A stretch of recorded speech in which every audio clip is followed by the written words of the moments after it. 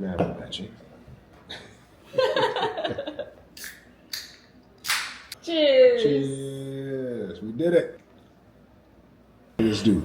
How do you feel? I feel, of course, tired, and of course, all those feelings. But I've always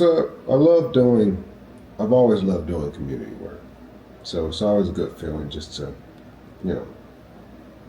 reach people in various ways, in different communities. But yes, a lot of work. I'm tired. Tired. But probably not as tired as your arms, I'm assuming. Yeah. What makes it so tiring? What makes it so tiring is just that, like, it's nonstop. I mean, you're traveling, you're driving, you're unloading, you're loading every day. You get a little day or two off, but a tour like this, you can't stop, and it's about 14 days, 15 days, 16 days straight, even with the days off. You're moving, so. Yeah,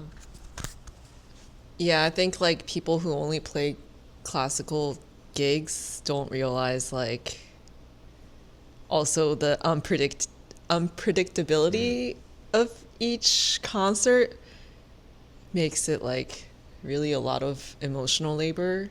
Yeah. I think it's just like showing up and like because none of these places have ever done classical music before, so you just don't know like is no one gonna come, and that's like stressful, and you gotta like psych yourself up to like pump up whatever audience you have, or like are there gonna be tons of people and you like have to adjust. Yeah. So the unpredictability, and then like constantly for me, like organizing and communicating with the next concert presenter, or like organizing the files for all this stuff, and like my phone never has enough storage, so like dumping all the files from the phone and like posting, and once you're posting, like somehow all of your free time is gone. Like there's never enough time, and Right. yeah, like I slept 9 hours last night finally. So I feel okay, like overall. Yeah. But also like having you with me made such a difference in like the workload. Like the emotional, you don't understand, like if you show up in the middle of nowhere and you plan like 6 months to plan this concert, and then like somehow there's terrible turnout, and then you're just like left alone on the stage with like really no one in the vicinity. It's like it's really sad. Okay, there are like 3 people.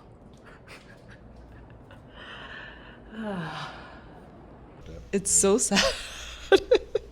And like in that moment, I've had these concerts in like Utah where I'm like playing the commission piece by Brendan, and I'm like pretending that Brendan's with me through the music. It's like so emo.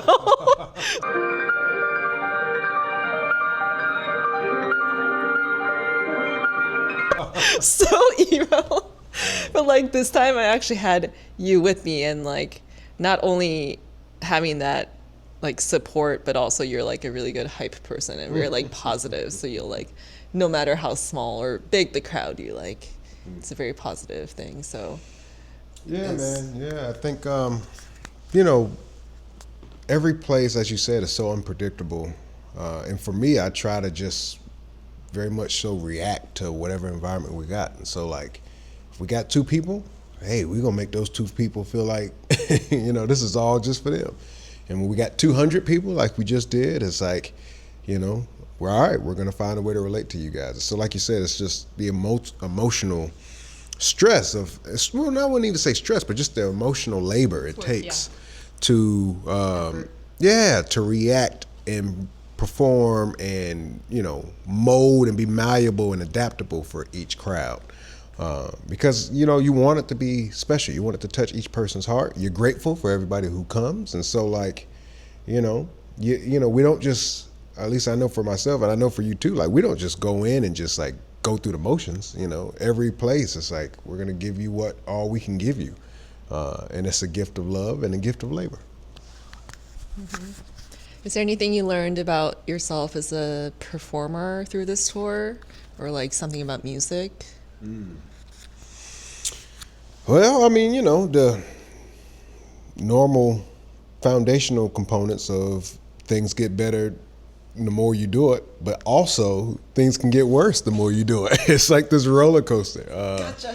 It's like right in the middle is like when you hit the peak. It's like, oh, we're striding, and then the more you do it, it's like your brain jumps into subconscious mode, and that's where like the little slip ups and stuff happen. But so that was after doing the show 13 times in a row, to kind of see that roller coaster in performance was pretty interesting. Yeah. As a composer, have you ever had the opportunity to hear your piece 13 times? Ooh, that's a great question. Because for the problem with classical composition is that like so many things get premiered, maybe get programmed a couple times through the season, and then like that's it. So I like to think like Always Gather Here gives a really unique opportunity in like just how many times a piece gets performed. Like Brendan's piece, I've literally performed probably 50 times, and Wow. like you just don't get that kind of No. play unless you're like one of the 5 hot names and That's going and right. then like everyone is playing this piece like because everyone's lazy and they're not doing research like trying to find other pieces of music. Anyway, rant over. How do you feel about yeah, what was it like performing and hearing your piece so many times? Well, it's definitely, it's a blessing. I will say I probably will not listen to that piece for at least at least another month or so. My grandmother could see how cruel the world could be, but she didn't bend the knee to the material things. She called hate with grace while she gave love for free. She come give you a hug when she started your knee. A little river. But you find different things. You kind of, as a composer at least, you start to like reimagine things you could have done, things you maybe should have done, things that I'm glad I did, and different things. And so you kind of build a different relationship with the work. You start to see these different areas of like, okay, I see how this works, and okay, I see where I can improve in this area. So that doesn't ever stop. I will say that like, in classical music, yeah, you write a piece, and sometimes that one premiere is sometimes all you get. Fortunately, I had the experience of writing a lot for like marching band and drumline, and so like the pieces I composed for the drum lines that I was working with, got played so often and over again. So this kind of felt like that. It just felt like, hey, we're in it. Let's keep running it. It's part of the show. You do the show over and over and over. And so back to my marching band days, that was very common. Yeah. Cool. Favorite Gather Here moment? Ooh, so I'll give you a more sad and emotional one, and then I'll give you a more happy, upbeat one. I think starting with the sad and emotional, just seeing Swannanoa, spending time with the community of Swannanoa, talking to members who are right there in the ground zero, feeding families, feeding 250 meals a day, seeing that they are still trying to recover and get their lives together. Some businesses still haven't opened back up. Some homes still haven't been rebuilt, while at the same time, some homes are like brand new, and there's a sense of hope. I mean, that was such a powerful experience. Talking to, I feel like, was it Lindsay?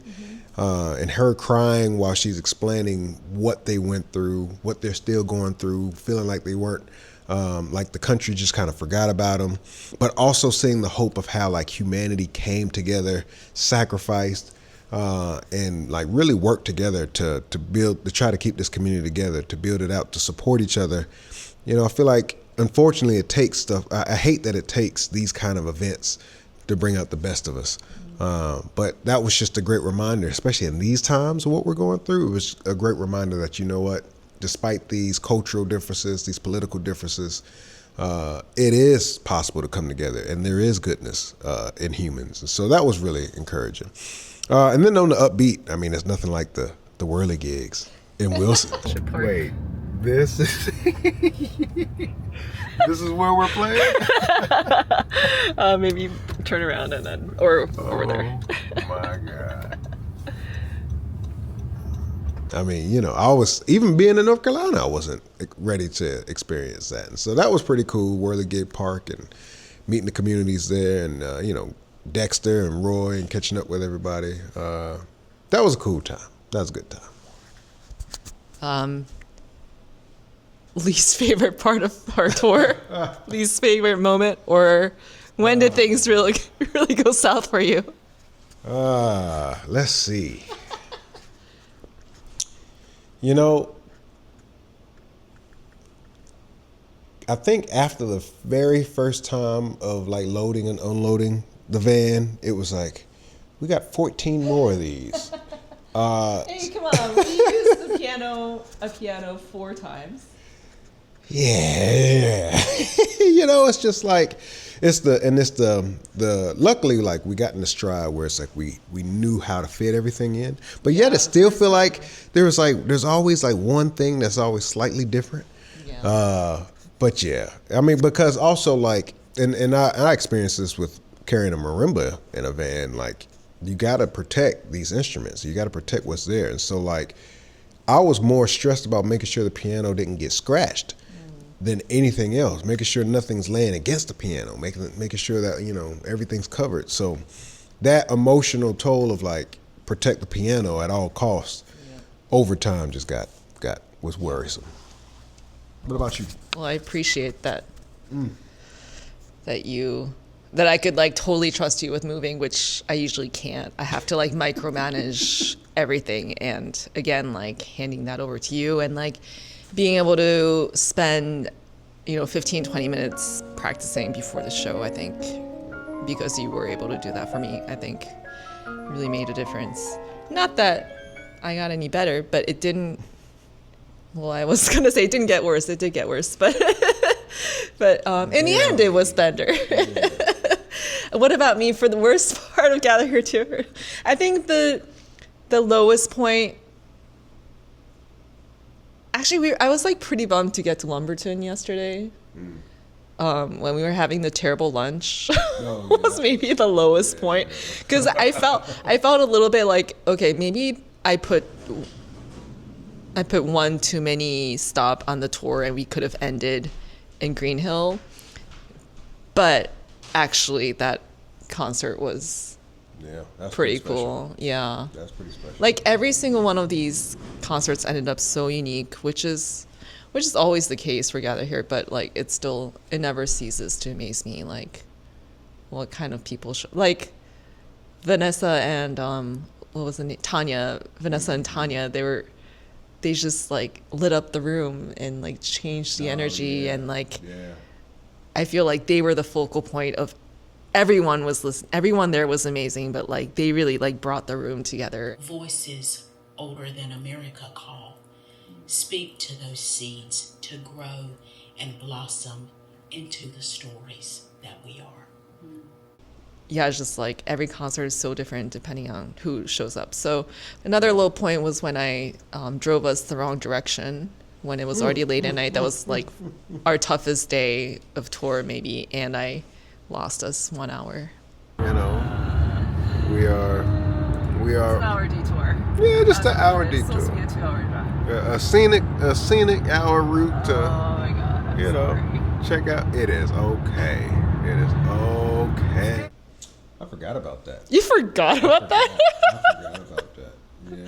That's generous. I mean, honestly, once we got there, Yeah. it was all the same. Like, it did not. We got there like 12 instead of getting there at 11, or maybe we got there at 11 instead of getting there at 10. And regardless, we were exhausted and tired, so it felt pretty much the same. But I will say, thank God for daylight savings. Because for that Lumberton, oh my goodness, for that Lumberton concert, after you did this whole tour, and this is our kind of like our last Gather Here stop. I know I was tired. I know you were tired. I feel like there was just not enough sleep, but that extra hour, whoo, that did it right there. That's clutch. All right. Anything else you want to talk about? I feel like we're on a podcast. Yeah, we're here now, right? We got 45 minutes. Of, I almost finished my beer. Oh, I got work to do. Hold on. Favorite meal?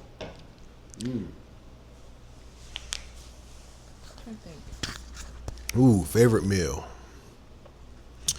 We didn't have that much. We had some varieties of some things. There was one that really stuck out.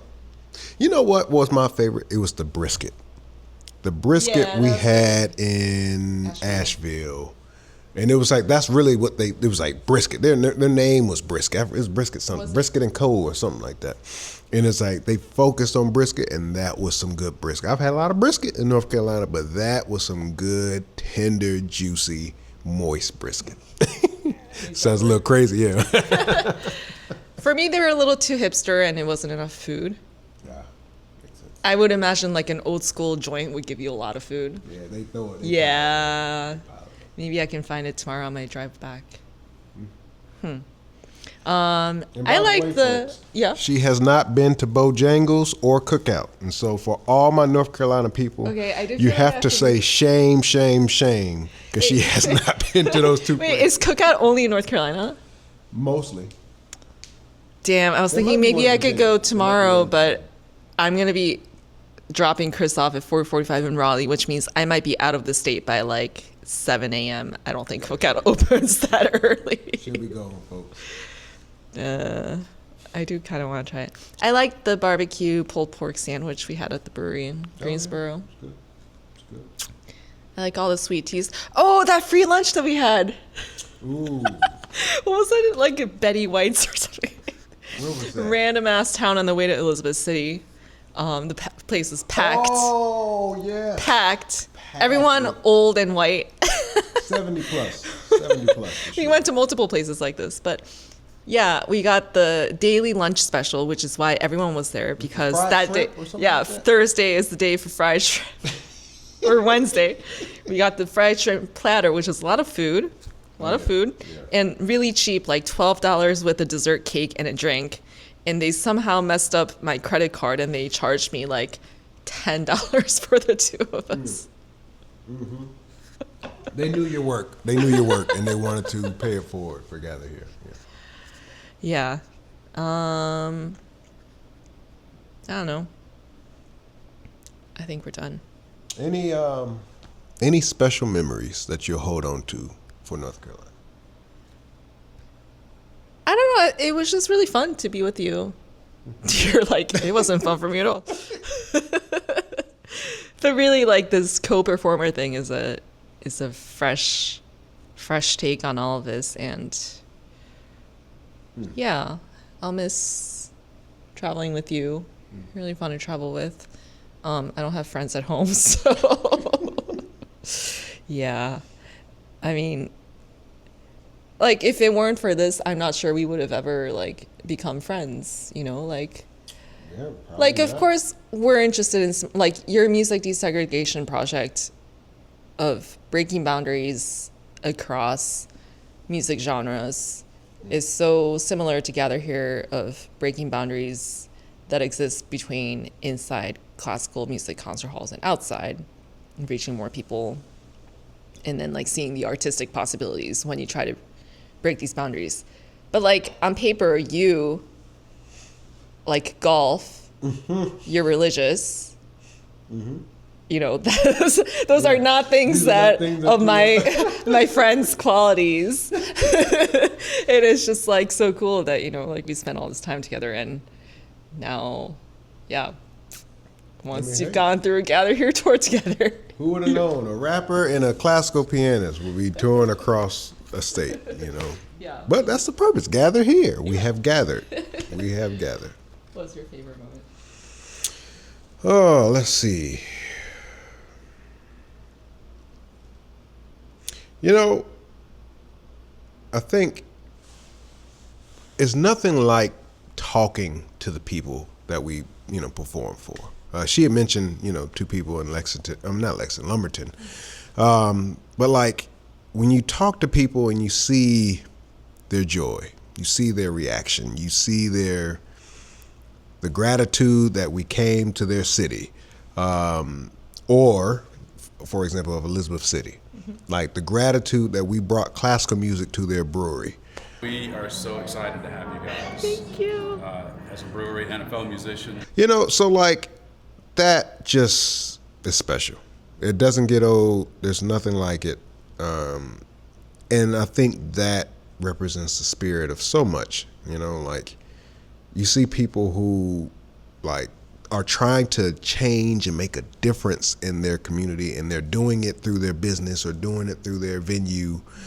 And so to bring classical music, to bring hip hop and rap, to bring this combination, to bring this level of art to and add on to what they're doing in the community, it's just, there's nothing like it. And you sense it when you talk to them. You sense it when they describe what they're doing and they talk about themselves. It's so awesome when they talk about themselves. They love talking about themselves. But like it's and so like it's just for me that is something that I'll hold on to throughout. Cool. Yeah, I mean, like, given the state of affairs now, it's really hard. Like, honestly, I don't really know how long I'll live in this country. I mean, there are complicating factors because I'm married and stuff to a person who wants to be here. But, like, at what point is it that I don't feel safe as an immigrant, especially? And, I have the option of bailing. So, like, that point I thought would never come, or would be like when I retire or something and want to live in the mountains. But that point may come sooner than expected. And yeah, like, Gather Here gives me like something to grasp onto. And I feel like it's becoming more and more desperate. Like, the way that I'm grasping onto Gather Here is like the only thing that feels like, for what I do, feels like has meaningful impact and positive impact, and like something that gives me hope in the people that live here. And yeah, like, to be honest, this tour was extremely difficult to plan, like the most difficult out of any tours I've done. And I don't know if it's like, it's just North Carolina people are flaky. I don't know if it's the way I went about it. I don't know if it's just like the way things are now. I don't know if it's because of our show, like, who knows? People may have had prejudice against what we're doing. And yeah, like, I can imagine this only getting harder from now on. And so, but I guess I'm grateful that I feel like every concert was cool. Yeah. The people who chose to attend and gather were like extra devoted, in a way, like really invested. And the cards are a reflection of that, right? When I listen deeply, I become one with the music and dream.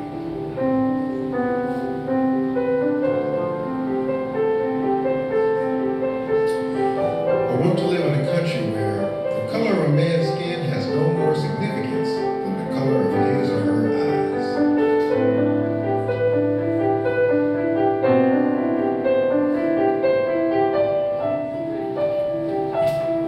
When I listen deeply, I am transported to another place where I connect with the spiritual.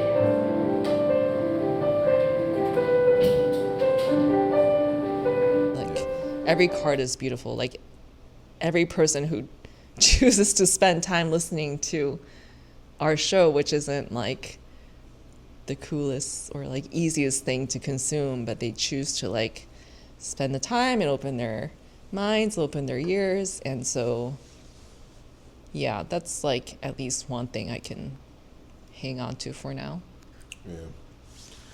Yeah, it's interesting because and hearing what you just said and hearing the things that you mentioned and thinking about what is happening in our nation now makes Gather Here even more pertinent, valuable, and needed. There are so many, like, a lot of the demographics of the audience were older, and so many of them would come up to us and say, like, you guys have given us hope again. Like, you guys like got us believing that, like, there's still this push, and like we're counting on you, is what a lot of them said. Really? They didn't tell me that. They're like they're like, we're counting on y'all, like, oh, the youth, they're like, oh, the youth. Yeah, like, we're not young. We're not that young. Yeah. Pushing we're right there. But like, a lot of them were saying, like, you give us hope, and we're counting on you. And like, it's like you could see like they want to pass the torch from whatever work that they may have been doing or for however they're feeling. And you represent, whether it's being an immigrant or being an artist or being someone who's, fighting and working for change and working for impact. You represent what makes America America, and so like that is what we continually need, to show that like that is what makes us who we are. That's what makes us this country. And there's no end in sight to what we may face moving forward. There's no telling what we may face. I mean, everything's changing day by day. But that's why artists have to continue creating and continue making art, because there's no telling the impact that we can make.